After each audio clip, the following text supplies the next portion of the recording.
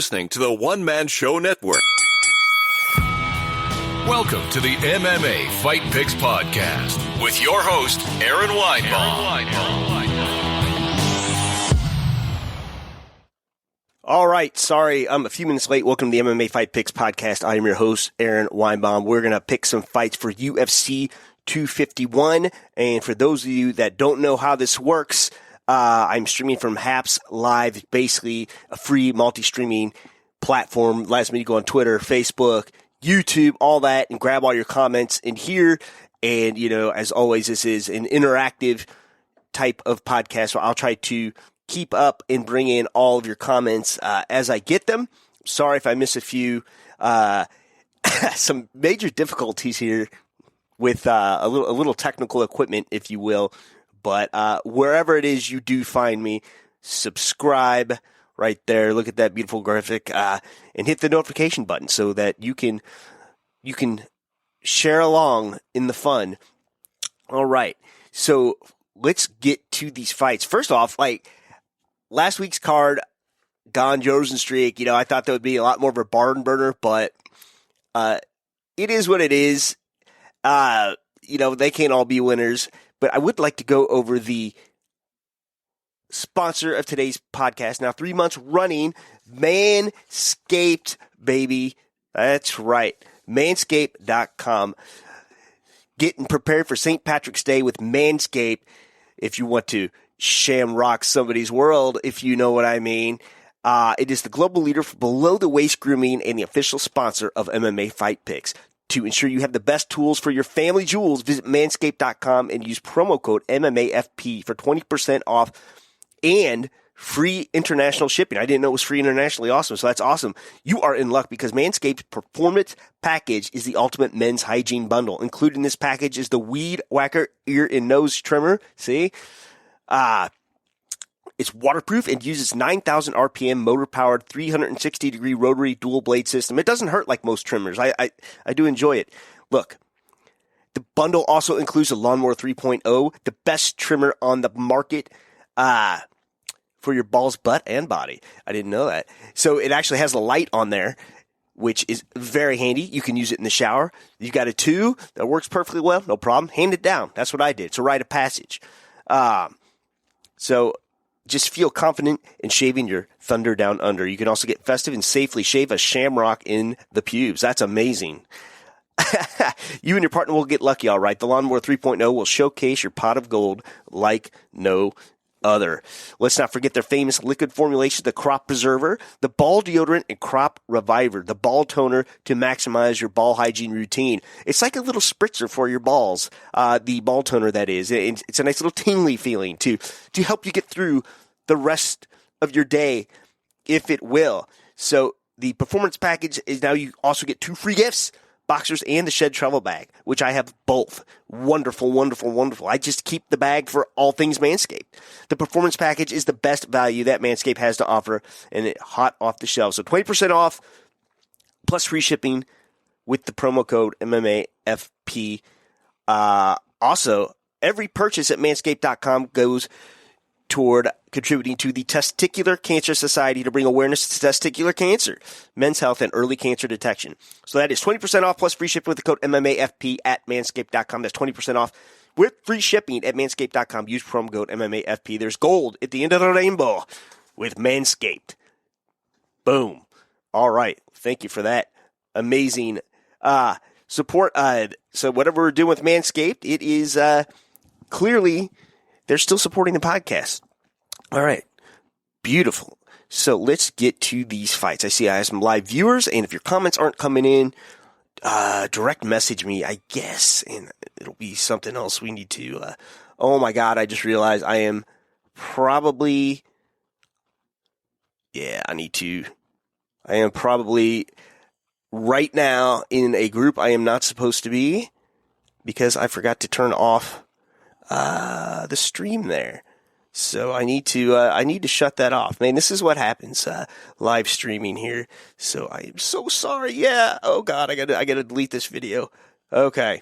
I broke my own rule. I posted in a podcast help site, which you are not supposed to do.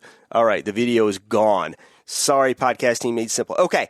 Anyway, let's get to these fights. A great card, top to bottom. 3 championship fights. Amazing. Let's see, am I on the Twitter as well? I am. So beautiful. Beautiful, beautiful, beautiful. And these things always get a little more interactive as we try to power through. So I'm going to start the first fight of the night. And guess what? For all of you that complained, I have odds now, okay? I will be going over the odds. So I need to type that in. I meant to do that earlier. All right. Perfect. All right. First fight of the evening. Błachowicz versus Adesanya. This is the main event. 2 other title fights. Joseph Benavidez coming up against Askar Askarov. Very excited here. Benavidez, you got to give it to the guy. He's just hanging in there after 2 brutal losses to Davidson Figueiredo, the now flyweight champion. He was on a bit of a tear there against Jussier Formega, Dustin Ortiz, Alex Perez.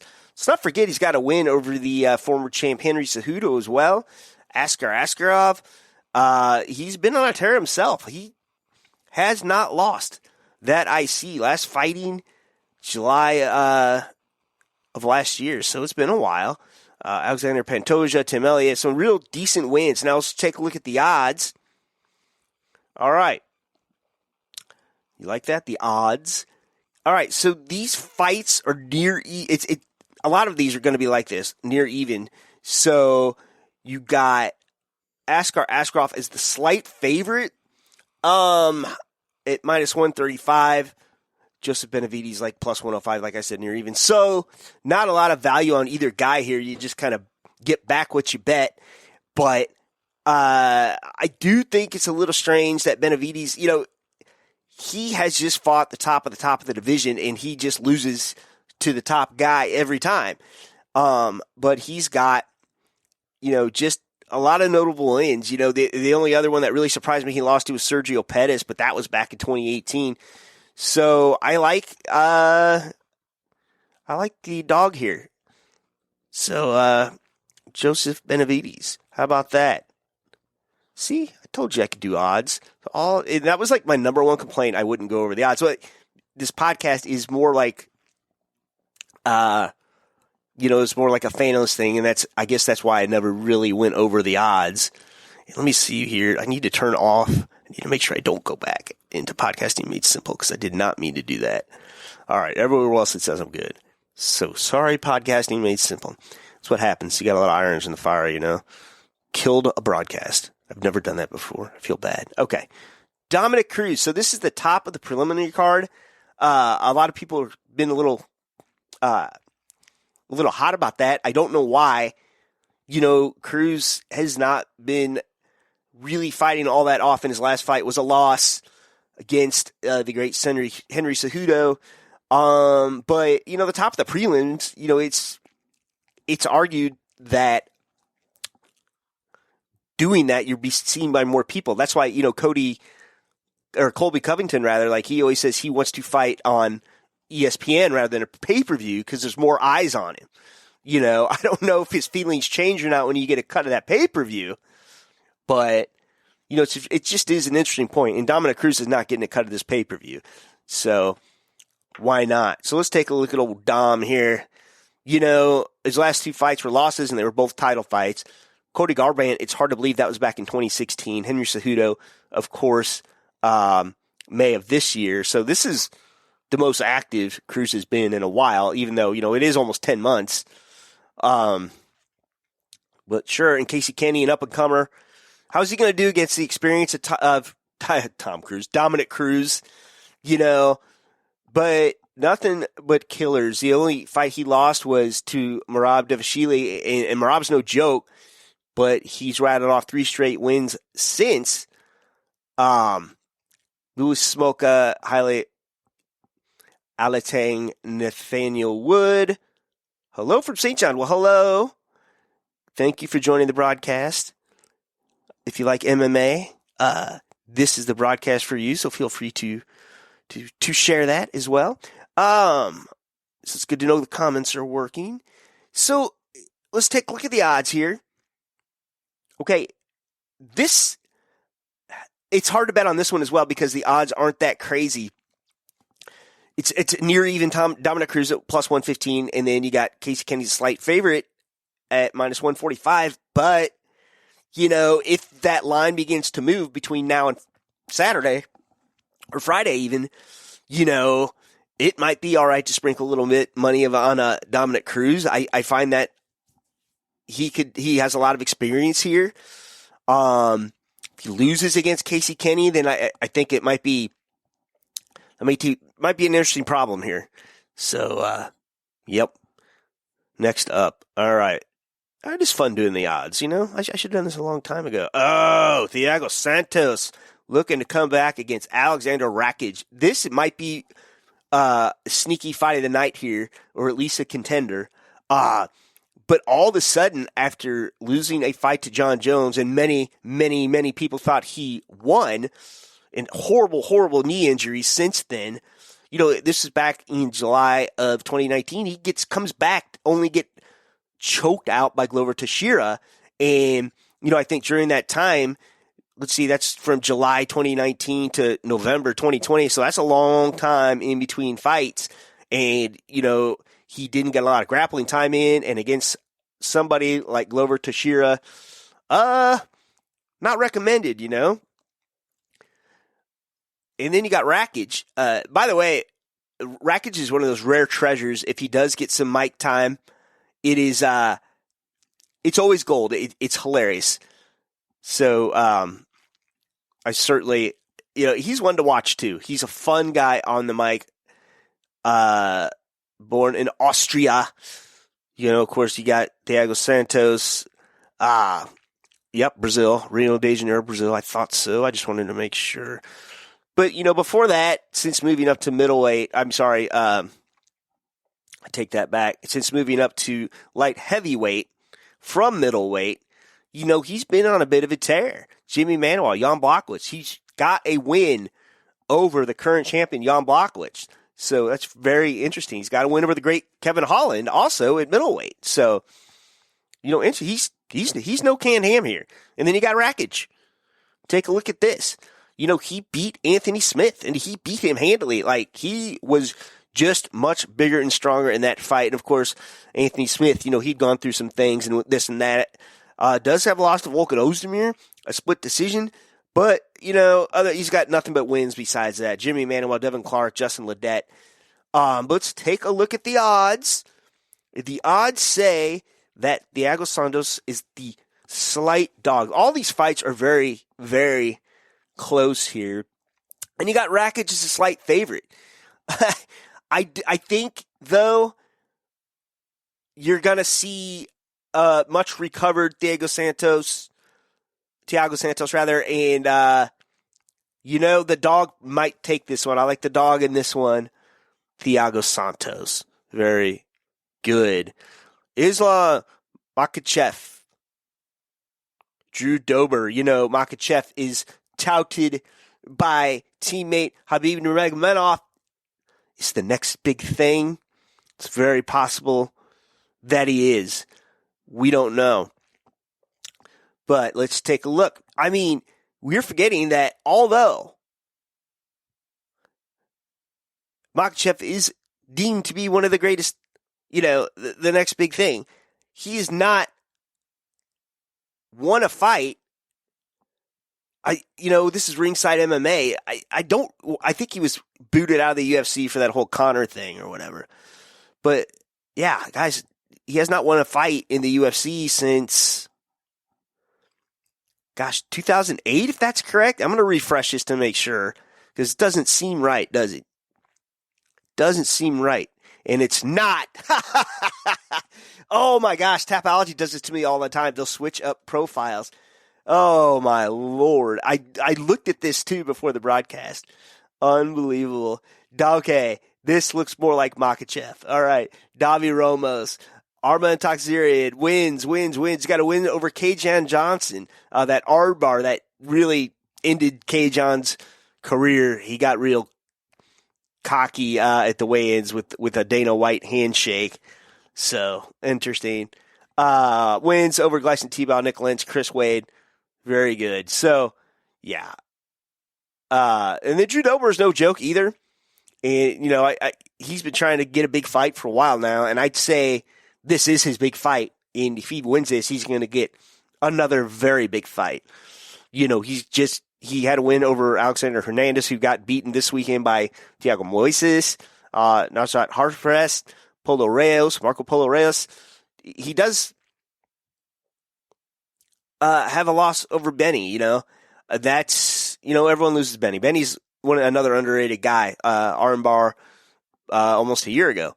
So, very good. Now let's take a look at the odds. This is going to be, I think, a better fight than most think. I would say Makhachev is, yeah. Oh, my gosh.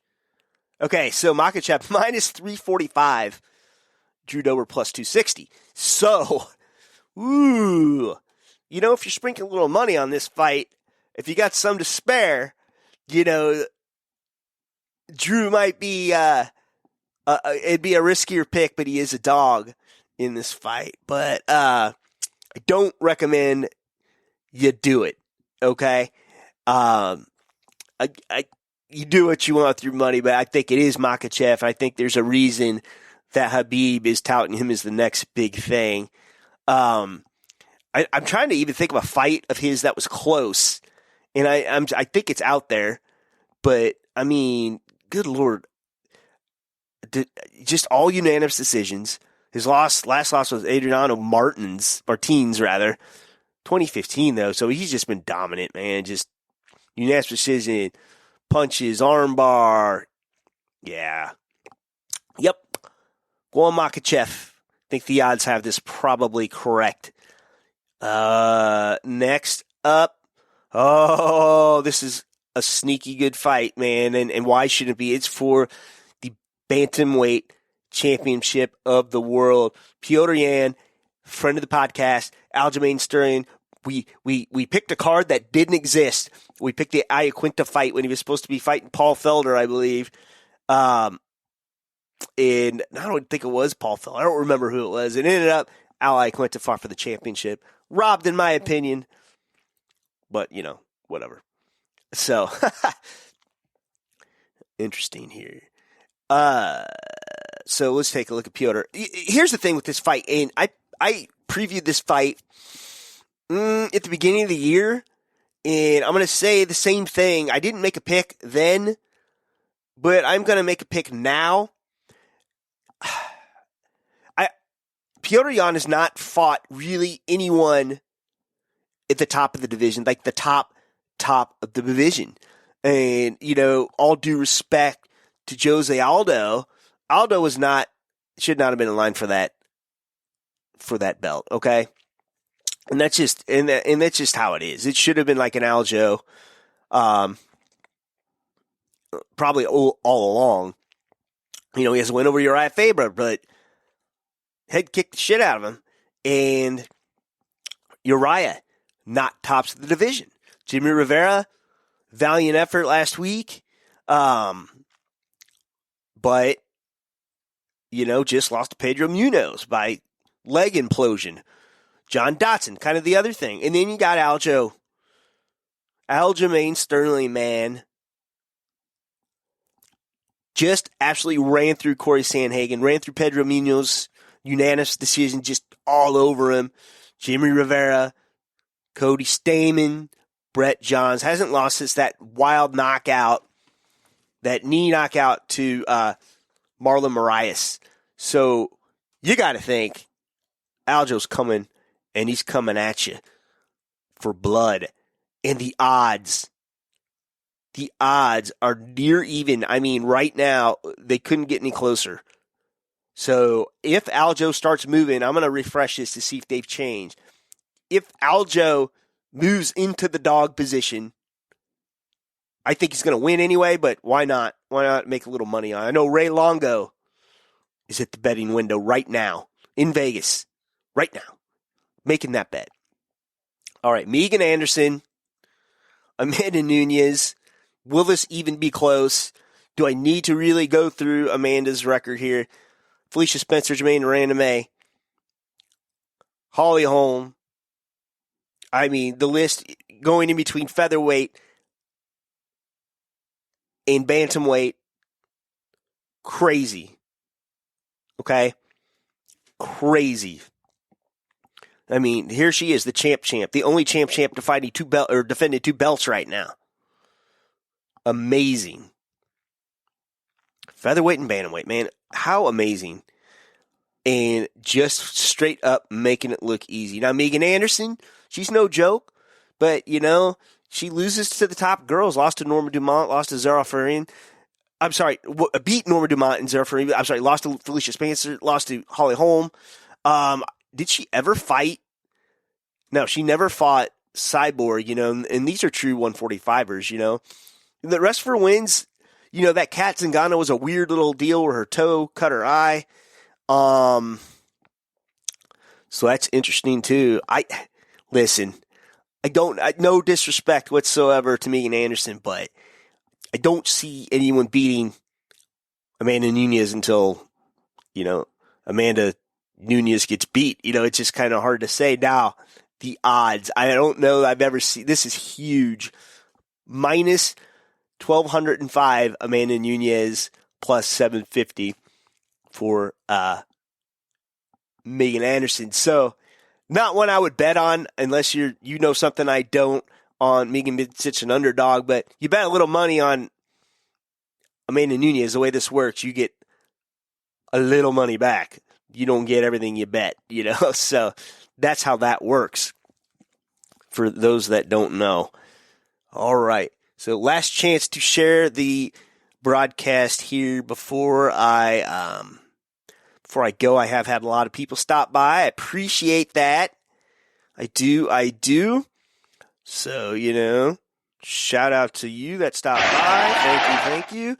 One more time, wherever you find me, whether it's Haps, YouTube, Twitter, whatever, Facebook, don't forget to subscribe and get notified every time.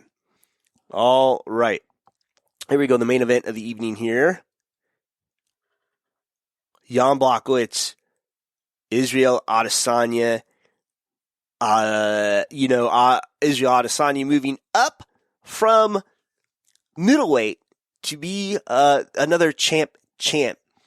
And as of today, I don't know if he's trolling or not. Says he may come in like close to 10 pounds under the light heavyweight limit, which is insane. So he could weigh 195 pounds going up against a giant like Jan Błachowicz, who cuts down to get to 205. He's a big dude.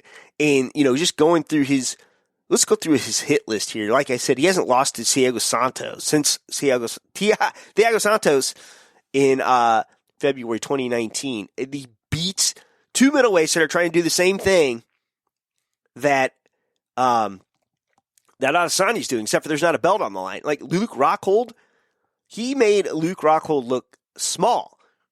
Jacare Souza, you know, he may have lost that fight, but still looked small.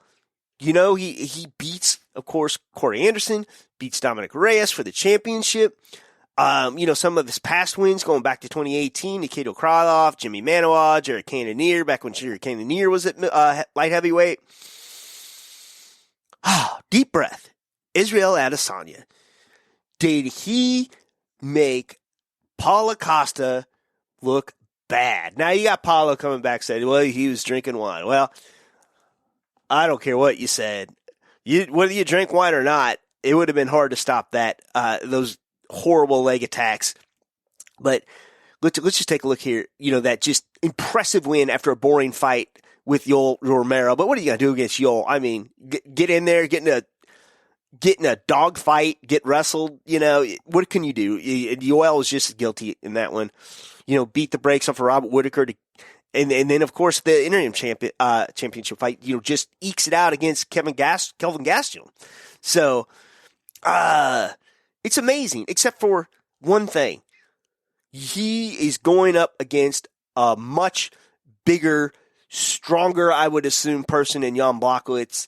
This is what it would be like if Anderson Silva would have fought at 205 pounds for a belt in his prime.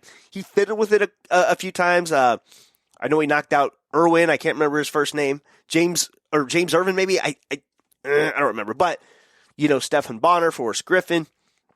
And, he was right there around the limit. I think he'd always weigh in like 202, 203 pounds. Whatever. And then, but you got Adesanya. Oh, man. These guys cut a lot more weight now, I think, than when Anderson was fighting 205 pounders. I think, Forrest might have been one of the bigger guys, but, there's a lot of science to it now. And the crazy thing is, Błachowicz is plus 195 underdog. And you got a moderate favorite here in the last style bender, Israel Adesanya, minus 250. I don't know, man. I think this could be like the Conor illusion, where we thought Conor was going to beat Khabib when really there was no evidence to support that, because Khabib never lost a round. So, I think right now we are just seeing the illusion of Błachowicz, and we'll see. Perfect. All right. Well, I think that is probably going to do it for this week. So thank you for everyone that stopped by. I kind of flip-flop broadcast here this week. Not as many stopped by for the mixed martial arts ones. So interesting. I must be overlapping with something. I don't usually do them this early, but I have to go get a child. So, thank you for everyone that stopped by, and for everyone else. Throw me a frickin' bone here. Exactly. Until next time, shalom.